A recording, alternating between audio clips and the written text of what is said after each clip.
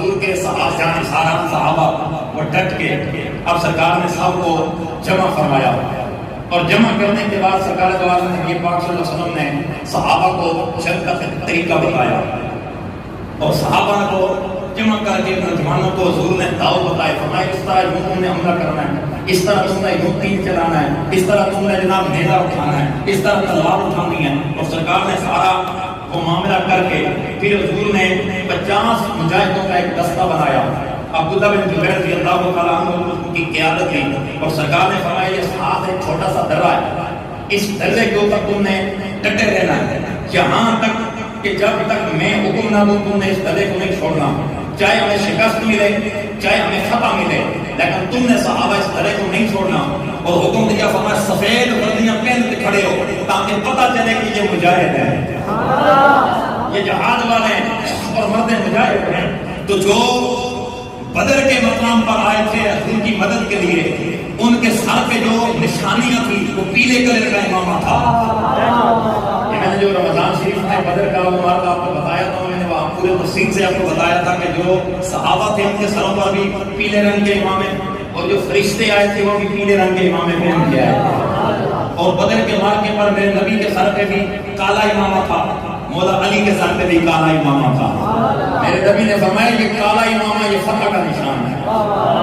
کالا امامہ مجاہد کی نشانی ہے، اور بعض لوگوں کو کالے امامہ سے بڑی چڑ ہوتی ہے، یہ مجاہد کی نشانی ہے، منافق کی نہیں ہے،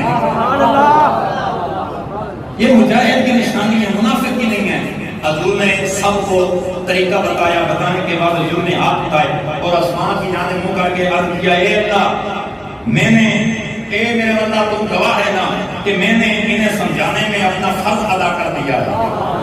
میں نے کوئی کسر باقی نہیں چھوڑی، میں نے ان کو اپنا حق ادا کر دیا ہے۔ اور ادھر لڑائی شروع ہونے سے قبل میرے نبی علیہ السلام نے اپنی تلوار کو ہاتھ میں لیا، حضور کھڑے ہوئے اور میرے آقا نے اعلان فرمایا،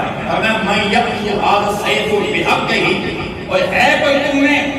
جو میری اس تلوار کا حق ادا کرے،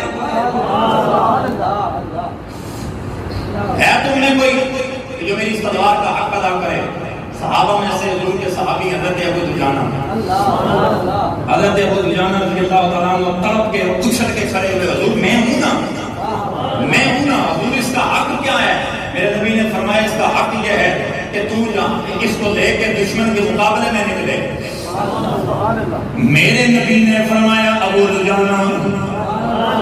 اس تلوار کا حق یہ ہے کہ اس تلوار کو لے کے تم میدان جہاد میں نکلے، جہاں تک کہ تم دشمن سے نظر اغما ہو جائے، جہاں تک کہ یہ تلوار ٹیڑھی ہو جائے،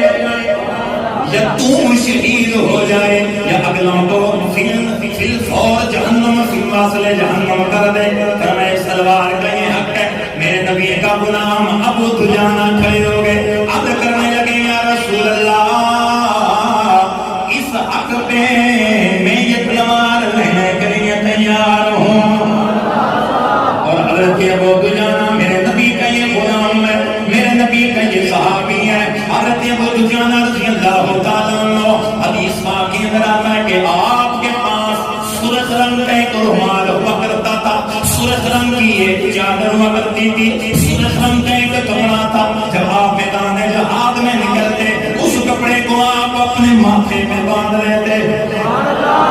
آپ اپنے ماتھے پہ باندھ لیتے۔ ادھر میرے نبی نے ابو دجانہ کے ہاتھ میں اپنی تلوار دی، حضرت ابو دجانہ نے اس کپڑے کو اتارا، اتار کے اپنے ماتھے پہ باندھ لیا۔ صحابہ سمجھ جاتے ابھی ادھر ابو دجانہ نے یہ اپنے ایک کپڑے کو سر پہ باندھا ہے، اس کا مطلب یہ ہے اب دشمن کی خیر نہیں ہے، اب دشمن کی خیر نہیں ہے، اب دشمن کی خیر نہیں ہے۔ ابو دجانہ رضی اللہ تعالیٰ عنہ نکلے، بڑے ٹہلتے ہوئے نکلے، میں مسئلہ بتانے لگا ہوں، بڑے ٹہلتے ہوئے باہر نکلے، بڑے فخر کے ساتھ پکڑ کے آپ چلتے ہوئے نکلے۔ میرے نبی نے مڑ کے پلٹ کے دیکھا، میرے سرکار نے فرمایا او میرے صحابہ جی یا رسول اللہ حکم فرمائیے۔ فرمایا یہ جو انداز ہے، یہ جو انداز ابو دجانہ کا ہے، یہ انداز میرے اللہ کو پسند نہیں ہے، لیکن سن لو ایسے موقع پر اللہ اسی انداز کو پسند فرماتا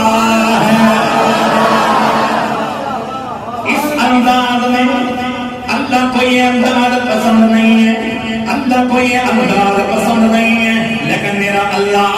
اس موقع پر یہی تو انداز پسند کرتا ہے۔ نعرہ تکبیر، نعرہ رسالت، نعرہ حیدری، حیدری۔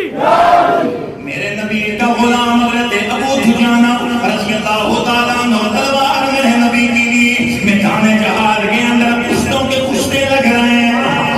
جو بھی آگے آتا ہے رگڑا جا رہا ہے، جو بھی آگے آتا ہے اس کی گردن کٹ رہی ہے۔ حضرت خالد بن ولید رضی اللہ تعالیٰ عنہ مڑ کے میرے نبی کے قدموں میں آئے، تلوار کو میرے نبی کے قدموں پہ رکھا، عرض کیا یا رسول اللہ اس تلوار کو ذرا دیکھیے کیا میں نے اس کا حق ادا کر دیا ہے؟ میرے نبی نے فرمایا اے خالد، اے میرے پیارے غلام ابو دجانہ، تیری اس ادا کو دیکھ کر 70,000 فرشتے تیرے حق میں بخشش کی دعا کر رہے ہیں۔